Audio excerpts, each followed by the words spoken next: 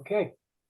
Hello and welcome to the Old and in the Way comedy podcast with Bob and Bart, where we fight ageism one bad joke at a time. Reluctantly, we had to learn the hard way that oftentimes repression and denial are not enough to hold back the tides of reality before we get our tickets punched. So our mission is clear and compelling. We will pull the veil back and reveal much of what's real and absurd with growing old. Political correctness be damned, and with just the right touch of malarkey. But before we get started today, we'd like to thank our fictitious sponsor, Smart Again, for their continued support. Remembering? Smart Again is a brain supplement that will have you wondering how you got to be so damn smart again. Smart Again is made with all unnatural ingredients that will have you incessantly bragging about your heightened mental acuity and lack of cognitive decline. When I first heard about Smart Again, I couldn't believe it. But after taking Smart Again for a couple of weeks, I've been able to find my car in the parking lot. I've stopped yelling at the neighbor's kids. And more times than not, when I walk into a room, I know why I'm there. It's an amazing product, which cannot be found at many of the fine stores throughout this fine country of ours. So let's get started. Ladies and gentlemen, somewhere within this triplets of images is my co-partner, Bob Heyman. And our guest today is El Presidente from the Artista Gang in Marin County, where you see Kurt posing before the Golden Gate Bridge. And ladies and gentlemen, welcome to Kurt Crowbar Kangas. You're on. Kurt, tell us about the Artista Gang, its history, what's happening now, and where you'd like to see it go. Well, within a half an hour, there's a lot of history with Artista. And Cool. Mark, you have been a member since the beginning, and so you will probably realize and remember that it was there it is, right there. And what I'm wearing is Family Dog. And actually, you might say that the Family Dog kind of disbanded and turned into the Artista. You know, because many of the Family Dog members are the first members of Artista. Yeah, So, they're the foundation. yeah, and you know that was created by Alton Kelley, and you know that the Artista Dragon itself, which you're showing on your screen there, was the full color. Oh, there you went. That was created by mostly David Sheridan. And then he brought Pat Ryan in and they did the dragon. And then they brought in a shill, Kelley, Alton Kelley, because Kelley was a master at lettering and he was a master at turning things reflective. And so they brought him in for the silver overtones of the horns on the dragon and anything, the reflection in the paint tube. You can't see it close up, but the reflection is Mount Tamalpais, by the way. And yeah. And so they brought in Kelley. Now, you know Kelley. He's a very brilliant artist, very brilliant. I've known him for a long, long time, since about 1967. Yeah. And Kelley would get in these niches. Like at one point, he unraveled a joint and he noticed the paper kind of had two colors to it, the burnt color and then the paper color. So he started to create art and he called it roach art. So the mind of Kelley, he would get into these little niches and he loved gangs. He loved gang things. And so to make a long story short, he's the one that suggested that they turn Artista into a gang, tongue in cheek, of course. They had a lot of rules, which are basically no rules. I can imagine Pat Ryan came up with that because Pat never liked rules to begin with. I think it's an Old Testament of artists everywhere because inherently art is freedom expressed. Yeah. And we know that communist countries don't like art because it's free expression. So Well, let's not start bad mouthing Fox. Well, maybe we should, but that's another story. no. We got to stay on the subject, and because Artista has a lot of overtones of another group called the Clamper Society, E. Clampus Vitus, which are basically another group of people that started in the 1800s. And basically, they were an organization of drunkards and comedians. And they had a slogan, which was "No cure." There ain't no cure when you're a clamper. Are you familiar with the clampers? Not until this precise moment in time. Okay, you are. Eclampus vitus, and I'm not sure I would draw a distinction between comic. Well, it sounds like they overlap between drinkers and comedians.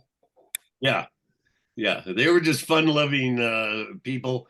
But if you go up to a lot of these little towns on the mountain range from Placerville on up, you'll notice that a lot of old houses, a lot of old bars, there'll be a plaque out in front dedicating this by the Clamper Society. Right. And yeah, and they wear their colors, which are a lot of buttons. They have a hat with a lot of buttons on them, and they like to get together and drink. Well, forget about them. We're talking about the Artista family, and there are a lot of similarities there. Their colors were red and black. Our colors are red and black. Our saying is no rules. Their saying is there's no cure. You get my point. So can I share a little insight, which may or may not be 100% accurate or appropriate, but one of the things I picked up from Kelley was just the nature of him, David, and Pat. The idea of throwing parties where they would sometimes get notable people like Huey Lewis in the news to perform at some of these events. Knowing Kelley, and I know you guys were roommates at one point, but I think the crux of the whole creation was to throw parties to meet women. Not a bad thing. Kelley was single. We used various venues where all these women would show up, and it just seemed to enhance everything. But not a bad cause, and probably incredibly Me Too, politically incorrect in these times. Yeah, there are a lot of. But it seemed good in the 70s and 80s. Yeah, there were a lot of other things going on besides the women. But yeah, you're right. A lot of women showed up, and Kelley was with Penny at the time. Yeah. And, I have a lot of pictures of them together in front of the food company, as a matter of fact. Cool. Which I'm going to put on our website, which is on your little screen right there, artistagang.com. You could go there and look, and you'll see kind of a mixture of comments. There's some newspaper articles in there of how they perceive the Artista Gang, and there were a lot of goofy things that they did. They had a gorilla party for Halloween in Fairfax, where about 15 members dressed up in gorilla suits. Have you ever seen that one? No, and what's so upsetting to me is we live in a time where everybody has a camera, video, and otherwise. And all these moments are just being reinterpreted through platforms like this right now. And we encourage our audience to go to artistagang.com and check it out. Yeah. Bob, you were at a party. What was your take on the whole Artista experience? Well, I've been at a bunch of parties, and they were always good parties. There was good entertainment, and at least used to be a lot of people I knew. I went to a bunch with Joe Buchwald, and back when some of the artists were still alive, and good art, good parties and good art. If our audience doesn't know, Bob co-created the rock opera with Marty Ball and Joe Buchwald's son back in the 80s. Yes, Bob? it was. Early 80s, Rock Justice. And guess who made your t-shirts? Crowbar. Yeah, Good. yep. I've got one somewhere in my house. Okay, Doesn't fit me anymore. I don't have any Artista merch, unfortunately, but Yeah, I got the Rock Justice original shirt with the handcuffs. yeah. Oh, awesome.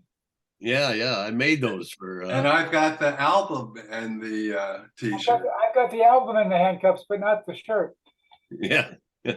And the shirt shrunk for some reason. I don't know. I don't get it. They're all my clothes are shrinking. I can't explain. Yeah, yeah.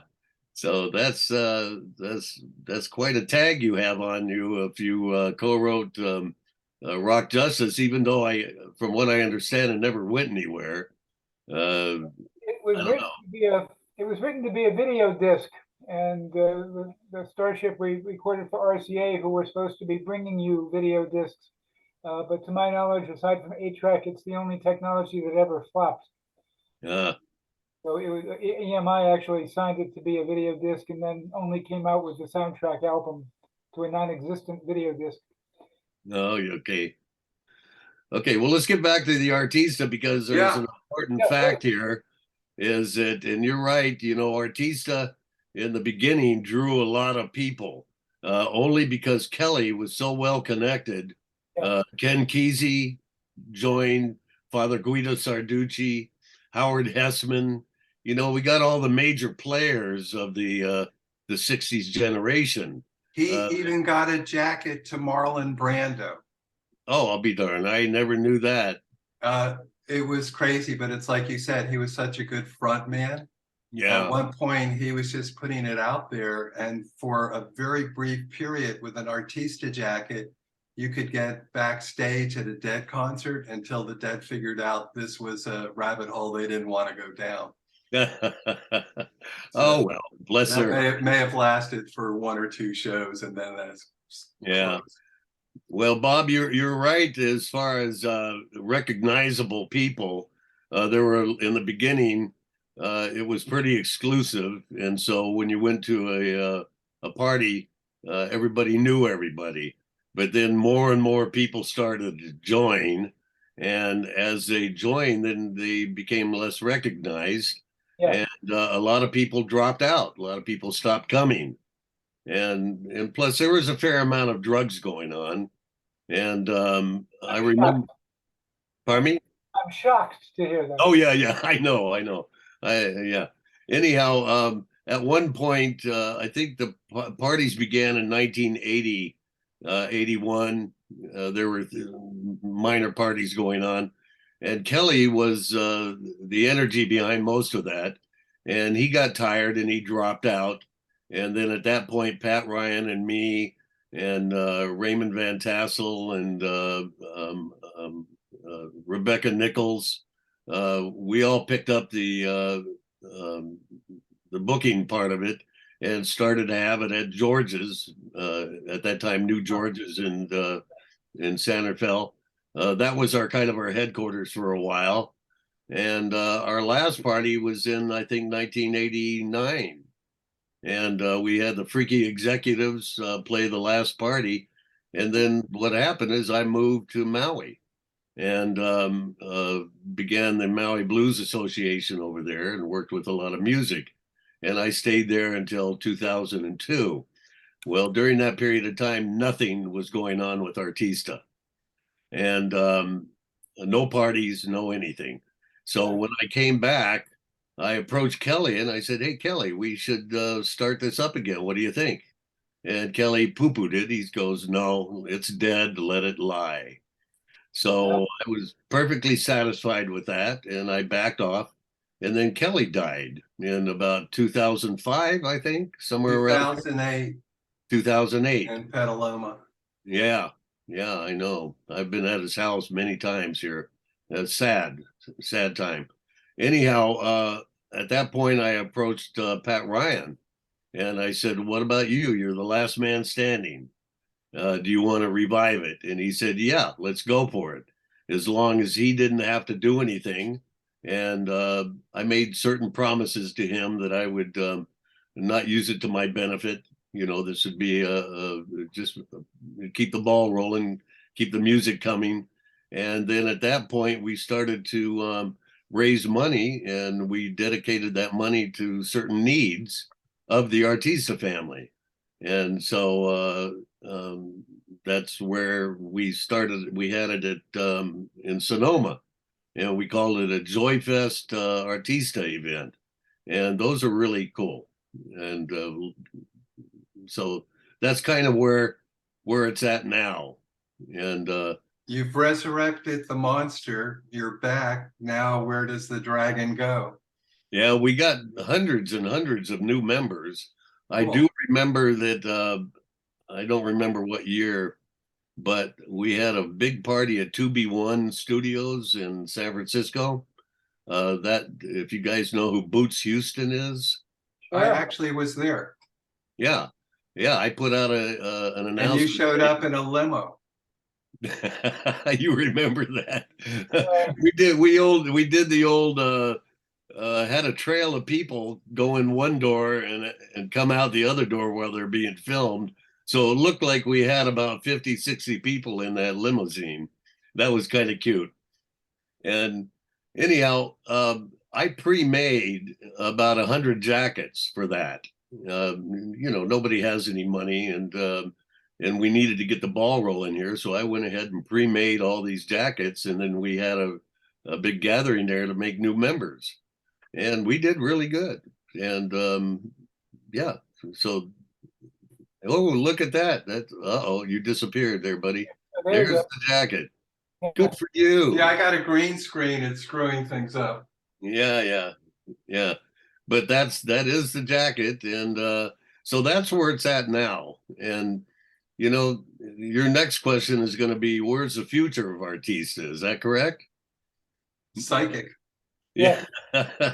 Well, to tell you the truth, I don't know, man. I mean, in 2 weeks, I'm going to be 76 years old. Holy smokes. 76 years old. You remember when you were 18? And Too well. I just can't remember yesterday or where my car's parked. yeah, but we looked at most 76-year-old people, and they had one foot in the grave. I mean, they were old. It's Yeah. it's not pretty, but what other choice Well, do we have? you couldn't trust anybody over 30, so we've gone way past that one. Yeah, that was the slogan at that time. A lot of people didn't want to grow past that age. Yeah. But here we are, and I don't get it. We're still kicking. Anyhow, I don't know where Artista is going to end up. All I do is continue to make members. I've got a box full of jackets, and every year we have a major party. Okay, these parties are legendary. We've had over 120 bands from the Bay Area play our parties. Like you said, Huey Lewis and the News. There's Carlos Santana, Joan Baez. They've all made an appearance and played for Artista. Brian Auger and the Trinity. How about that for old names? And they're members of Journey, Frank Zappa, the Starship that were attendees at the parties. Yeah, they were. And we've had the remnants of the Jefferson Airplane play our party many times. People have played. Members of the Dead. Sam Andrew, Janis's lead guitarist, was an Artista. I have an interview with, he wore his Artista jacket and t-shirt. Sam Andrew, yeah, he was a good part of Artista. And we were even able to get Kathy McDonald, who's one of my absolute favorite people, and in my opinion, one of the top female singers in the world. And we were able to get her to sing a few times before she passed away. Kurt, Crowbar, we're about to run out of time, but Really? Bob and I are exploring doing a show on tribute bands. Do you have any thoughts about tribute bands? Because Bob was telling me that. Go ahead, Bob. Well, I see playing around is tribute bands, not so much new bands, but tribute bands to everything from Queen, the Stones, the Dead. It seems to be a thing. Yeah, I had opinions about tribute bands at one time, but now because of the booking agencies, because of the the ticket master, the ticket distributors, they have screwed up everything, and they have made it nearly impossible price-wise to see anybody who's real. Yeah. If you want to go see the Eagles or anybody that has a name, Cyndi Lauper, doesn't make any difference. You're going to pay a minimum of $150, and then scalpers get in there and put them online, and now you're looking at $1,000. And then you got these greedy sons of, never mind, Ticketron, and I don't know the names of them. All I know is that they charge $15 to $25, $35 just to sell one ticket. Yeah. And that pisses me off. So, point being that I do recognize tribute bands, and you get to see those for about $10, right? And there was a band up here by the name of Pete Floyd, Pete as in Peter, and his name is oh boy, what's his name? He's the lead singer of The Grain, and he put together a tribute band for Pete Floyd, and it is so spot on. It's scary, down to the light show. It was so spot on. I left in the middle of the show because it sounded like a record. That's how good these people were, you know. Yeah. I saw ads just this week around here for Fleetwood Mask and Fleetwood Macrame. I love it. I love it. And you guys know Rudy Columbini, right? Of the Unauthorized Rolling Stones. Yeah. And he just won an award in New York for being one of the better tribute bands, which is good for him. And I love to see their show. I love it when he plays for us. And so, yeah, I have no problem with tribute bands. We need to teach the other bands a lesson. When is the next Artista party? Would be September 17th at the Block in Petaluma. Oh, cool. I chose the Block because it holds 300, 400 people. Right. Last year we had Ramblin' Jack Elliott show up, and he jumped up on the stage with Big Brother and the Holding Company. Or no, Barry Melton. Barry Melton is our house band, by the way. Oh, awesome. And with Banana and Roy Blumenfeld from the Blues Project, David Aguilar, they are our house band. So we got a good show this year. And I suppose I can tell you that Chris Kane is going to be our headliner. Wow. Oh, that's awesome. You know who Chris Kane is? Sure. Yeah, there you go. Great. Yeah, I try to pick a good headliner. Okay. We're about to run out of our time here. Kurt, you did a great job. Thank you so much. Yeah, Bob, is there anything you want to add? No, thank you not only for coming on this, but thank you for keeping the Artista alive. Well, thank you. I do my best. I made a promise to Pat Ryan that this is how it would be. Well, you're doing great. And thank you so much for participating on our comedy podcast. Hey, it hasn't been too funny, but come on down to the show next September, man. Come on, Mark. Cool. You haven't been to a show in a long time. You haven't seen the end of me. Yeah, okay. There you go. Okay. Thank you, guys. Take care, guys.